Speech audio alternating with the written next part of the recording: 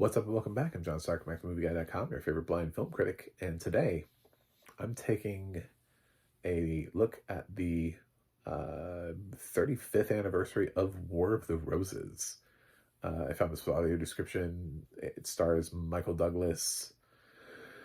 Uh, it's basically, it's romancing the stone again. Uh, I mean, it's the same retaming here.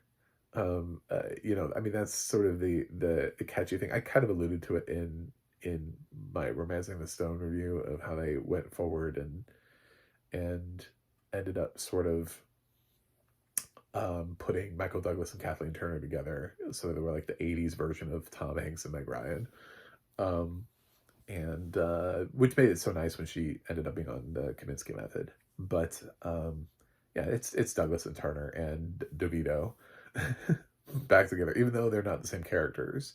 And this is completely different. DeVito actually directs here. Sean Astin's also in this. Um, but Douglas and Turner play this married couple. Well, they play a couple that start off sort of in the happy part of their relationship, but things quickly sort of devolve.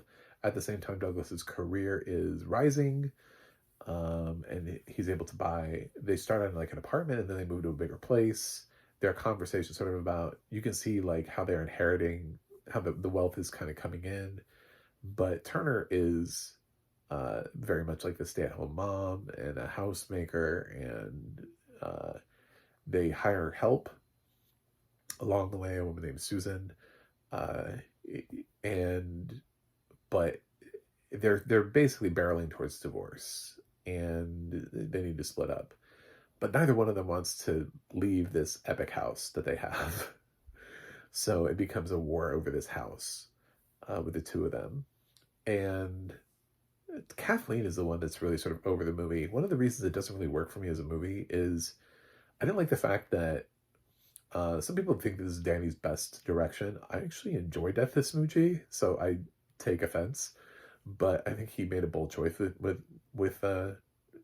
choice with Death to Smoochie. But that's neither here nor there. He paints Kathleen very coldly here.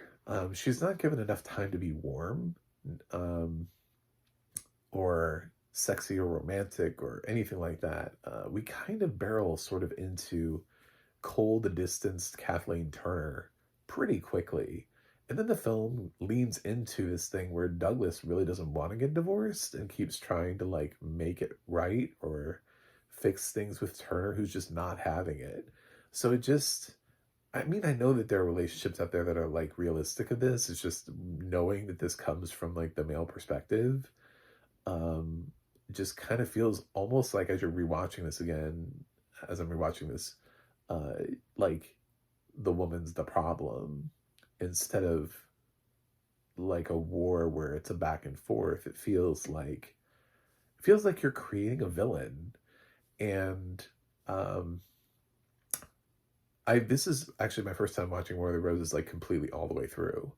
Uh I This was something that like I remember as a kid, my mom was watching it. I didn't have any interest.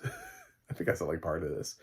Like there were parts of this that I remembered, and then I was like, I don't know, I was not interested in this.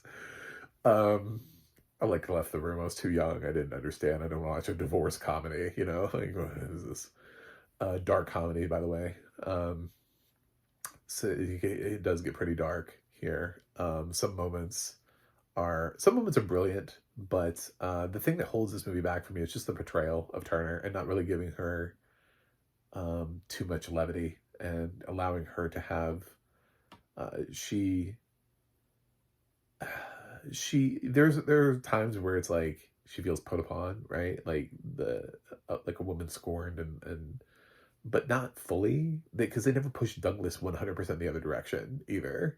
So he's never like just a completely irredeemable person who then turns around and is like, whoops, you know, my bad.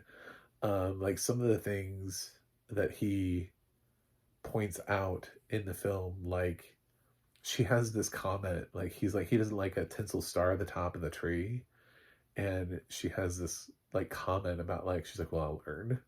I'm like, that was just a simple thing. But you also could have had a dialogue about it, like you could have had a back and forth. Um, so he makes a comment also about her like overfeeding the kids, and then they actually are overweight later on. So the film doesn't really lean into too much on her end, which I think is unfair to her. Like, it just kind of makes her the villain, and then she doesn't want to leave the house. And even as the film progresses, he's the one who's like, I still love you. I want to rekindle his marriage.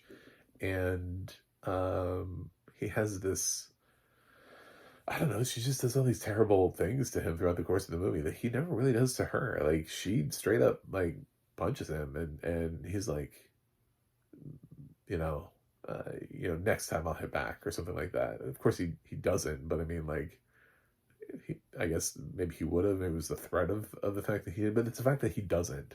You know what I'm saying? Like, this film constantly pulls its punches with Michael Douglas. Like, it's too afraid to take their matinee idol to a dark place, even though he's already played Gordon Gekko at this point. So he's already played a villain. He just hasn't played one that's abusive, or because he's still seen as being a suave romantic lead, and they don't want to mess with that. So, because he'll go on to still do romantic comedies and dramas and stuff like that in the early um, 90s, leading up to, of course, The American President, which is sort of a pinnacle for him. So, I don't know. I'm not. I think Romancing the Stone is an interesting position for them. And I didn't get a chance to review uh, the film that comes after it, which name escapes me right now. So I jumped straight to War of the Roses, which is weird, but those are the two that are actually celebrating anniversaries. Jewel of the Nile. That's sorry.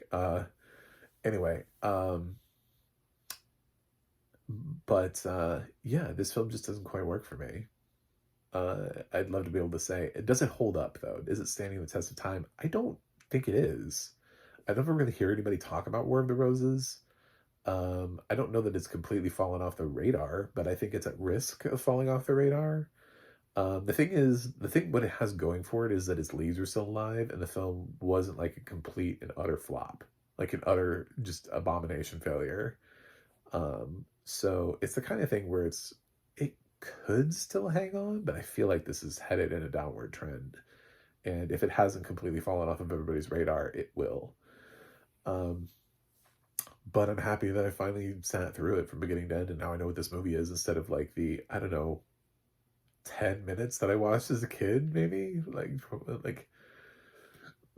I know I've seen a chunk of this movie. If you had asked me, have you seen War of the Roses? My answer to you prior to this would have been, I saw part of it one time, maybe 10, as many as 15 minutes, maybe something like that. Before I was like, no, this isn't for me. So, but I never revisited it after that. So I'm glad that I did. And I thought the audio description was really pretty good. It focuses a lot on like reactions. I really like the pate moment and how it focuses on the fact that he continues to eat, even though as he's thinking about it. From the moment that she says, it depends on what's in the pate, I would have stopped chewing. But I love the fact that he keeps chewing it as he thinks. I would have immediately been like comedic spit take that pate up. Do you know what I'm saying? Like, I'd have been like, I don't know what you just put in this, but like, I don't trust you. Like, I just out of my mouth. Those are not words that you want to hear. Where you're like, oh, I really love what you've made for dinner. This tastes great. It's, yeah, I guess depends on what you put in it. It's also her delivery too. It's very nefarious. Of course, it's not what she's suggesting, which is followed by woof, which is what really makes him lose his shit. That's probably the best moment in the movie for me. But she never has moments the other way, and I just wanted them. Even the movie ends with like, sorry, spoiler. They're sitting there and they're like dying, and he like reaches out to her and she slaps his hand away before they die. And I'm like, not even at the end of the movie? She can't. God. And I want so much for her because um I want to see those. What she needs is she needed more moments with, and Susan would have been a great opportunity for her to have these moments for where she lets down the guard and isn't so cold.